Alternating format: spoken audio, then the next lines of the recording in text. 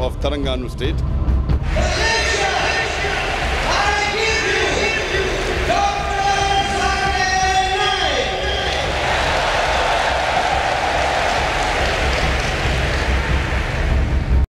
Oduun bohaartii teenyatanitti aantu waa'ee Dr. Zaakir Naayik torbee darbe irraa isiniif dubbannee ture. Achi as maaltu jira waan jedhuuf har'as carraan Hindii 0 ta'e jedhu. Dr. Zaakiriin dabarsaa nuuf kenna. Barruu gabaabduu obboleessi keenya Abduu Abshiruu nuuf erge akka itti aanu kanatti isiniif dhiyeessa. Ruusiyaatti kan gaggeeffamaa jiru foormii diinagdee biyyoota bahaa irraa qooda kan fudhachaa jiran muummichi ministeera Maleeshiyaa Dr. Maahir Mohammadiif giifti isaanii pirezidaantiin Hindii Naraandira Moodii kaleessa wal arguun kophaa isaanii marii biyyoota lameenii gaggeessanii jiru. Marii isaanii keessa kan ajaa'ibsiisaa ta'e pirezidaantiin Hindii Maleeshiyaa akka Dr. Zaakir Naayik dabarsitee isaaniif kennitu gaafachuu isaaniidha. Hindiin Dr. Zaakir Naayikiin of harka galfachuuf boolli isheen hin seenne hin jiru ture. Irra deddeebiin akka Interpool Dr. Zaakiriin qabee isheef dabarsu gaafattee turuun ishee ni yaadatama, garuu isheef milkaa'uu hin dandeenye. Hindiin Dr. Zaakir Naayikiin yakka maallaqa daddabarsuun kana malees shororkeessitoota kakaasa jechuun ragaa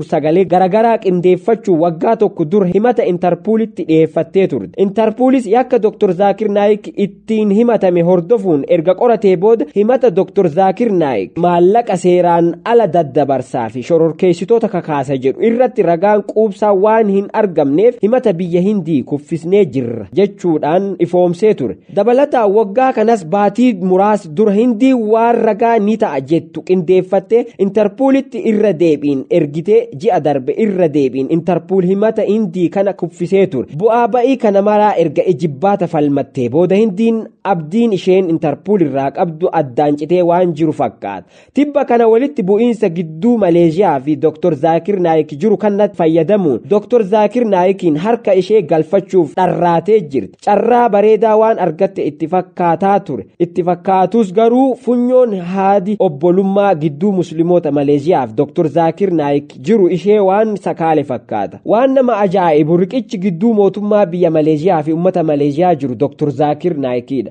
Mootiin Maleeshiyaa Dr. Zaakir Naayikiin miidhee jennaan dambaliin uummataa irraa garagala. Tibba kana wal dhabdee ture irratti miseensonni paarlaamaa Maleeshiyaa jarjaranii jecha jibbaa Dr. Zaakir Naayik irratti roobsaa turan dhiifama gaafachaa jiru. Dr. Zaakiriin tuqanii siyaasa isaanii biyyattii keessatti akka tarkaanfachiisuu hin dandeenye hubatanii jiru. Warri yeroo darbe Dr. Zaakir Naayikiin qeeqaa ture har'a deeggarsa jabaa Dr. Zaakir Naayikiin yeroo ta'an arginee jira. Kanaaf daawwattoota keenya kabajamu carraan Hindiin Dr. Zaakir argachuuf qabdu 0 ta'ee jira wanni jedhameef.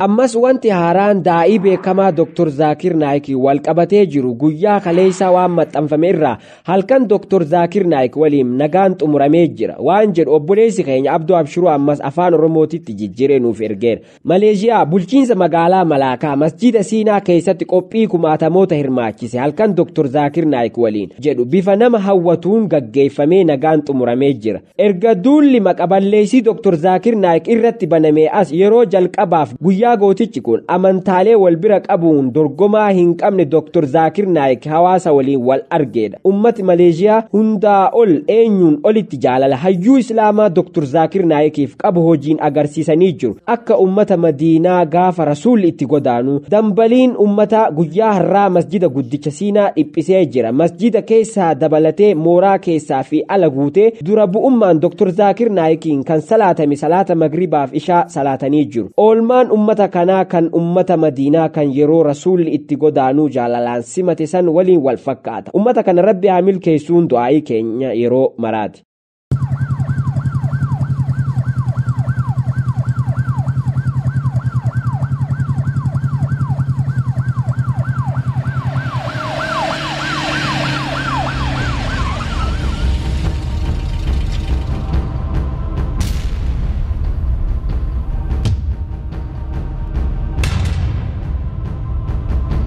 It is an honor and a pleasure for me to be invited by the Chief Minister of Telangana State.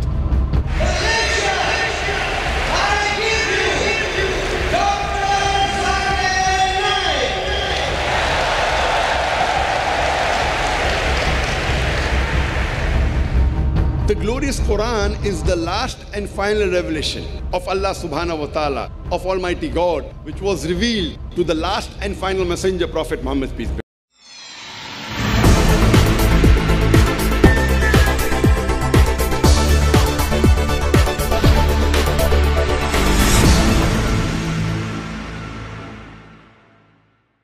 Egaa daawwattoota keenya kabajamoo odeeffannoon bohaartii keenya kan guyyaa irraa kana fakkaata kan isiniif dhiyeessaa ture an obboleessa keessan Awwii Kadiir Galatu akkasuma ogeessa kaameraa Jibriil isaa wajjin ta'uudhaan isin biraan gahaa turre hanga ammaa nu wajjin waan turtaniif galatoomaa jecha odeeffannoo bohaartii yeroo biraatiin hanga walitti deebinutti nagaa keessa nuu turaa horaa bulaa jenna.